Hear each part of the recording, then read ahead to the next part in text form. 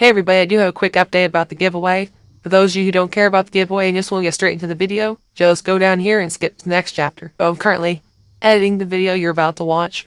Because of the issues that Patreon had with their free follows this month, I'm going to extend the giveaway for 15 days until May 15th instead of the end of this month.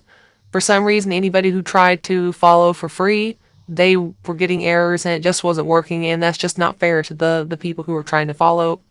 So how you get in to win this knife is pretty simple. Just go to my Patreon. The link is in my description. It's on my page. It's anywhere. Go there and you can follow for free. And here's a few quick steps on how to follow for free.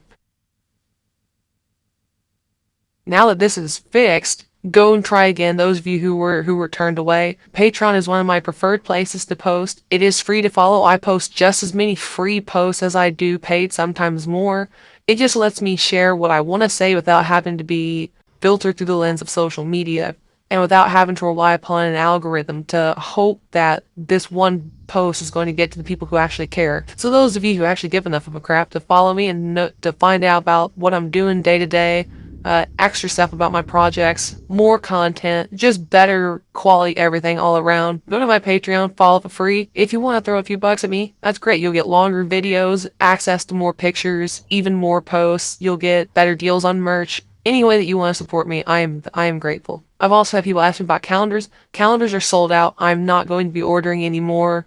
My supplier more than tripled the cost, claiming inflation and shortages and things like that. It's already not a money maker. I do it because I love it, and I love the response from you all. I love getting pictures from you guys showing me hanging on your walls. It makes me feel awesome.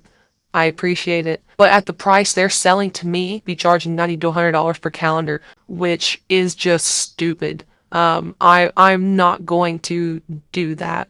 So I am just going to start selling the digital calendar. That is live on my site. It's a digital link with the calendar. I know it's not as fun as actually having the media in your hand, but if you want to see the pictures, they're on there. What is better in my opinion anyway is my coffee table book from this year. This year's calendar was a cosplay calendar. This has like 90% of all the pictures from all the cosplay sets that I did in here.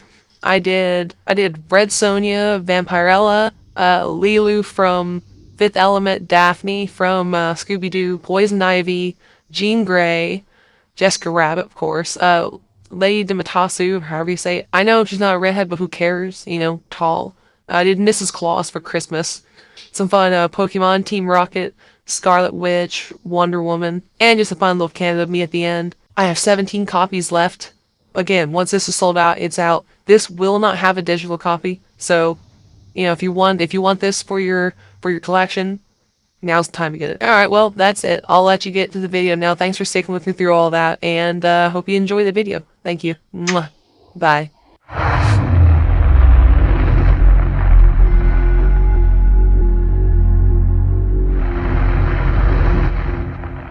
Today I'm picking something a little different to make. Something possibly construed as boring, but I'm actually making something for myself, a personal Thor's hammer, and I'm going to be making it in my favorite style of Damascus. So often people get caught up in all these trends, these new patterns, everything, random this and that, and I just don't really care for it. So making a personal hammer for me, because most of the hammers that I wear is just product that hasn't sold yet, and once it's sold, it goes into someone else. But this is going to be something that I'm just going to keep for myself, shocking I know, and not let it fall into the hands of my capitalistic impulses to make a buck. My favorite style of Damascus steel is low layer, straight random pattern. I think nothing looks prettier, 10, 15 layers max. This I started off with 7 layers, and I'm going to fold it in half. And because the top and bottom layer are going to be the same, I kind of just count that as one thick layer. So it's going to be about 13. Once it's ground, maybe 8 to 10 will still be seen. And I'm going to forge all this by hand. Those of you on Patreon, you're going to see the version of this video that is about as unedited as a video can get. I personally find long, drawn-out hammering sequences to be very boring, but a lot of you tend to find it to be relaxing. So this is going to be the long version of this is just going to be as much of the hammering as I can possibly muster. Some folks ask me, what do I have against power hammers or presses? And I have absolutely nothing against them. This is just where I get my joy. I get my joy from doing hammering. I find today that most modern smiths do absolutely everything in their power to avoid being a smith. They don't use a file. They don't like to hand hammer. I don't understand why get into smithing if you don't actually want to smith.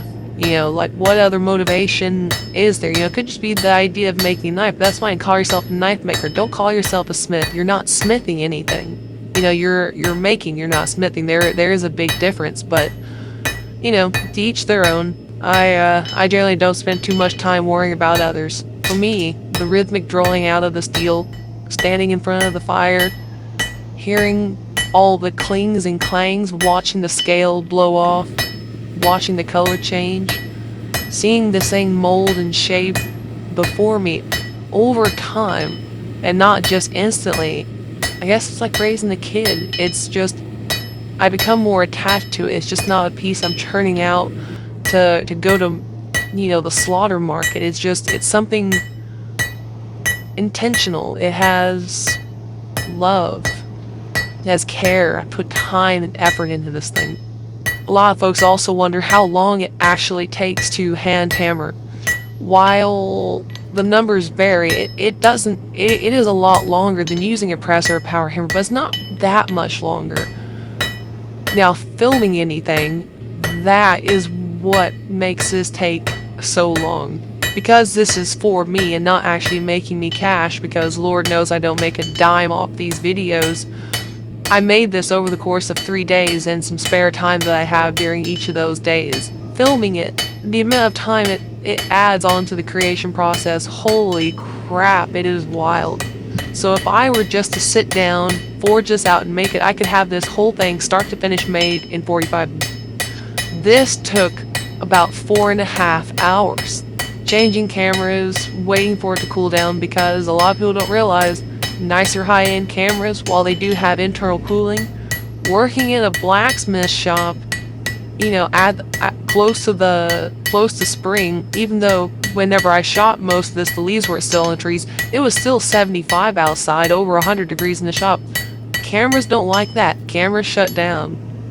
So there is a lot of wait time. When I'm reducing a billet, I like to get it down to about half of its thickness when it started and close to twice its length, and then I'll do either a bifold or a trifold to get myself to the layer count that I desire.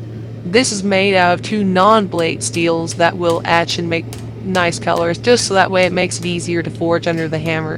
There's no point in using blade steels for a pendant for myself. I don't really care about using it to make good sparks. A lot of my pendants I do forge out of blade steel because it does have the survival aspect of being able to be used with a piece of flint, so that way you can get a nice spark off of it. This is just something I rarely make, pretty for pretty's sake.